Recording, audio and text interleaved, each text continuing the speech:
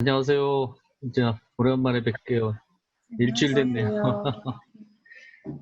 오늘 저기 김 대표님하고 이렇게 같이 계신 분이 계셔서 아, 오시겠다고 그래서 그 쌍수를 들고 환영했습니다. 일단 간단하게 뭐 인사 나누시죠, 뭐.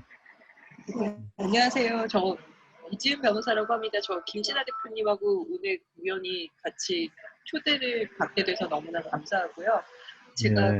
갑작스럽게 들어오는 바람에 책은 못 읽었는데 스타트업 제가 굉장히 관심이 많고 잠깐 데모데이라는 그 스타트업 플랫폼 대표도 했었습니다. 아, 예. 아유, 맞습니다. 반갑습니다. 사실은 김 대표님이 변호사님을 저기 헤어지기 싫어서 아마 같이 초대하신 것 같은데. 아니에요. 자, 저희는 그냥 이렇게 같이 모여서 공부하는 팀이고요. 어, 오늘은 아젠다가 우리 이 대표님이 조금 잊으셨나 봐요. 그래서 늦게 보내주시는 바람에 일단은 아젠다를 전달했고요. 제가 솔직히 말씀드리면 이번 주에 너무 정신이 없어가지고 예습을 잘 못했어요. 예습이 아니라 한번 제대로 읽어보지도 못했는데 일단은 저기 책의 내용을 뭐 사실은 이 아젠다를 주신 분이 이렇게 말씀을 해주시면 좋은데 너무 부담이 되실 것 같아서 제가 그냥 한번 쭉 이야기를 드리고 그 다음에 이제 논의에 들어가는 걸로 이렇게 하겠습니다. 사실은 오늘 9시 정도 돼가지고 예전에 검사 생활을 하던 구태현 변호사가 계세요. 아, 우리나라 그러시구나. 포렌식 그거를 이제 굉장히 잘 활용하시고 본인이 뭐 저기를 했다라고 뭐 엄청 자랑하시는데 9시 정도 지난주에 저하고 약속을 했는데 지금 계속 메시지를 보내는데 아시는 분 아시지만 이분이 하루에 뭐 7, 8개씩 막 이렇게 회의를 하시는 분이라서 오실지는 잘 모르겠습니다. 근데 일단은 지난주에는 저하고 약속을 하셨어요. 제가 좀 이따 다시 한번 전화를 드려볼 거고요. 자, 첫 번째 이야기가 이제 N번방에 대한 이야기인데, 이게 이 이야기로서는, 양쪽 플랫폼, A와 B가 서로 니즈에 의해서 이렇게 하는 중개 역할을 하는, 그 양면 시장의 플랫폼이다라고 얘기하는데, 제가 보기에는 그게 좋은 예 같지는 않습니다. 이게 뭐 플랫폼으로서의 기능이라기보다는 아주 나쁜 사례로서, 그런데 우리가 플랫폼을 구성을 하게 되면, 뭐 꼭 좋은 사례만 있는 건 아니고 나쁜 사례도 있다라고 하는 뭐 대표적인 사례로서 이제 나온 것 같고요. 우리는 플랫폼이 초창기에 선의를 가지고 했다가 시간이 지나면서 변화가 되는 그런 얘기를 조금 하고 싶습니다. 예를 들어서 마이크로소프트가 서드 파티들에게 굉장히 호혜를 베풀어서 IBM을 이겼지만 자기네들이 시간이 지나면서 변질이 돼서 결국은 자기네들이 가지고 있는 플랫폼조차도 무거워져 가지고 이제 모바일 쪽에 시장을 뺏기는 그런 과정이라든지 뭐 이런 것들도 굉장히 하나의 사례가 될 거고요. 제가 우리 학생들에게는 한번 얘기를 해준 적이 있는데 저는 유통 플랫폼 중에 이마트 같은 경우도 PL 상품 같은 거 아주 나쁜 사례라고 저는 이야기하고 있습니다. 예를 들어서 자기의 유통업체에서 데이터를 가지고서 이 좋은 상품만을 선별해서 자기의 제품을 만드는 아주 이런 그런 것도 나쁜 사례라고 저는 생각을 하고 있어서 그런 좋지 않은 사례에 대한 이야기들을 조금 해주셨으면 하는 게 이쪽 챕터고요. 지금 아젠다로서는 이제 범죄에 악용된 사례 이거에 대한 이야기를 조금 해주셨으면 한다라고 얘기했고요. 그 다음에 이제 두 번째 챕터에 나오는 거는 정보제에 대한 가격, 가격입니다. 예를 들어서, 저는 여기 이렇게 이걸 지금 한 번인가 읽어봤는데 굉장히 제 나름대로는 좋은 내용들이 많았다라고 생각이 들고요. 이 디지털에 대한 정보에 대한 가격, 그 다음에 제레미 리프킨이 얘기한 한계병 제로에 대한 이야기. 저는 연세대학교에서 리프킨 책을 가르친 적이 있는데 정말 보면 볼수록 어떤 선견지명 비슷한 것이 있지 않나라고 하는 생각이고요. 이런 디지털 재화에 대한 가격이 과연 어떻게 형성이 되고 시간이 지나면서 어떻게 변화하는지 그리고 여기에 보면 뭐 디지털 혁신에 대한 특성 뭐 5가지, 그 다음에 디지털 판매에 대한 특성 뭐 6가지, 뭐 이래가지고 상당히 분류를 굉장히 잘 해놨어요. 뭐 수익 창출에 의한 방법, 그리고 이런 디지털 재화 같은 경우는 네트워크 효과가 있고 쏠림 현상도 있고, 그 다음에 유행 현상도 있다. 뭐 누구나 사니까 그냥 아무나 막 사고, 그 다음에 승자 독식에 대한 이야기가 나오고, 부정적인 영향으로서는 그 속물 효과, 야 너도 사냐 나도 산다, 뭐 이런 그 아무나 하는 그런 효과라든지 또는 잠김 효과. 그래서 여기 그 우리 이 대표님 보내주신 락인 효과에 대한 이야기, 도대체 우리가 플랫폼에 종속이 되면 어디까지 종속이 되는 거고 가장 큰 락인을 하는 그런 플랫폼은 어떤 것이 있을까요? 라고 하는 이야기를 조금 하셨으면 좋겠습니다. 저는 대표적으로 애플에 대한 락인에 대한 부분은 상당히 제 나름대로는 열심히 공부한 적이 있었는데, 지금도 그 락인에 대한 부분은 아직까지 유효하고요. 그리고 이 가격 경쟁에 대한 이야기, 1차 가격, 2차 가격에 대한 이야기가 이렇게 이야기가 되어 있습니다.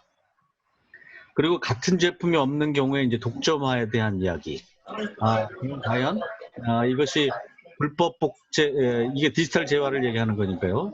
불법 복제를 일으키지 않으려면 어떤 방법들이 있는가라고 하는 이야기들을 쭉 하고 있습니다.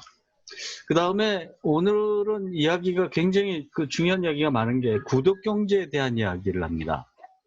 근데 저는 프라임을 나름대로 공부한 사람이었는데, 뭐 그 구독에 대한 가격이 어떻게 되는가, 도대체 100불을 받을 건가 50불을 받을 건가 1000불을 받을 건가, 이거에 따라서 고객에 대한 숫자가 달라지고, 딴 걸 비싸게 받을 수도 없고, 또는 100불을 냈는데 10불의 그 밸류밖에 보이지 않고, 아니면 100불 냈는데 1000불의 밸류를 가져가서 회사가 망하고, 뭐 이런 기타 엄청나게 많은 고민들을 과연 어떻게 해결을 했을까라고 하는 부분이고요.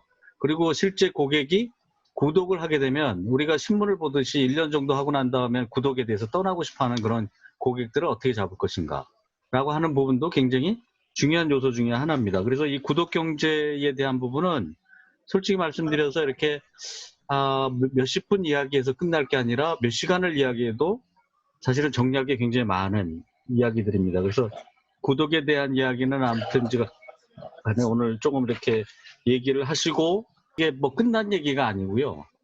그냥 뭐 어느 정도에 대한 문제점이라든지 대충 확실한 이야기들을 몇 가지 정리하고 나머지는 우리 선생님들이 알아서 정리를 하시는 걸로 다 이렇게 하겠습니다.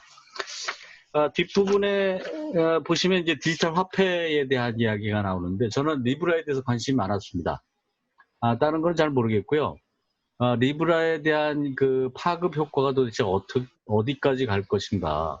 그러면 25억, 지금 뭐 제가 알기로는 25억까지 이 페이스북 파악을 했었는데, 지금 뭐 가입자가 얼마인지 모르겠지만 일단 우리가 디지털을 하는 사람들 또는 이런 소셜에 대해서 아는 사람이 25억이 페이스북 내에서 공통된 화폐를 쓴다라고 했을 때는 이게 도대체 파급 효과가 어떻게 될까? 여러분도 아시겠지만 우리가 물리적 대통령들은 뭐 트럼프도 있고 우리 문 대통령도 있고 하지만, 실제 사이버 공간상에서의 대통령이라고 하면 주사장이죠. 뭐 다 아시다시피 마크 주커버그가 모든 걸 다 휘둘를 수가 있는데, 가장 적용한 것이 리브라 아니었냐라고 하는 부분이었는데, 저는 그 2000년 초에 데이콤 친구들하고 전자화폐를 한 적이 있습니다.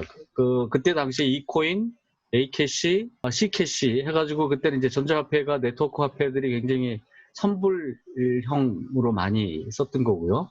그리고 여기에 스벅에 대한 이야기가 나옵니다. 스벅은 아시겠지만 그 선불 그 화폐를 발행해서 화폐죠. 선불 카드죠. 우리가 어떻게 보면 커피 카드인데, 그게 2016년에는 12억 달러, 지금은 한 15억 달러 정도가 세이브가 돼 있고, 여러분들 써보셨으면 알겠지만 5만 원 정도 이하로 내려가면 다시 재충전이 되기 때문에 15억 달러가 그냥 계속 유지가 되고 있는. 그러면 미국에서 은행이 한 5억 달러 정도면 작은 은행을 만들 수 있는데, 이들은 은행을 3개를 만들고도 남을 정도의 금융업으로 탈바꿈하고 있는 그런 현상을 도대체 어떻게 할 것인가라고 하는 부분이고, 이거 자체는 이제 민간에서 발행하는 부분이기 때문에 국가가 지금 철저하게 또는 금융권이 자기의 기득권들을 막기 위해서 이렇게 하고 있는 행위에 대한 부분을 조금 이야기하도록 하겠습니다. 여러분, 그 메일을 보시면 조금 전에 보내드리겠습니다만, 첫 번째는 이 범죄로서의 플랫폼 활용. 그 다음에 두 번째는 이제 그 정말 락인이 잘 되고 있는 그런 또 하나의 플랫폼. 그리고 디지털의 틈새 시장. 그리고 주변의 구독 서비스 중에 좀 특이한 거라든지 아니면 좋은 거라든지 새로운 어떤 구독 서비스. 요즘은 이제 구독이 대세죠. 그리고 네 번째는 일반 고객들이 어떻게 이런 디지털 화폐를 받아들이고 기업들은 어떻게 할 것인가. 그리고 페이스북이 비롯한 기업의 디지털에 대한 리브라죠. 리브라에 대한 앞으로의 전망은 어떻게 될 것인가에 대한 이야기를 중점적으로 이야기를 나누도록 하겠습니다. 저기 죄송하지만 조남을 제가 아까 못 들었는데 김 대표님하고 같이 계신 이지은입니다. 이지은입니다. 이지은입니다. 선생님 저기 저기 제가 보니까 변호사라고. 네, 맞습니다. 예예. 네. 어떤 일을 주로 하세요? 제가 주로 금융기관 쪽에 있었고요. 핀테크랑 블록체인을 제가 자문도 많이 하고요. 오늘 제가 국세청에서 블록체인 지금 강의하고 왔어요. 지금.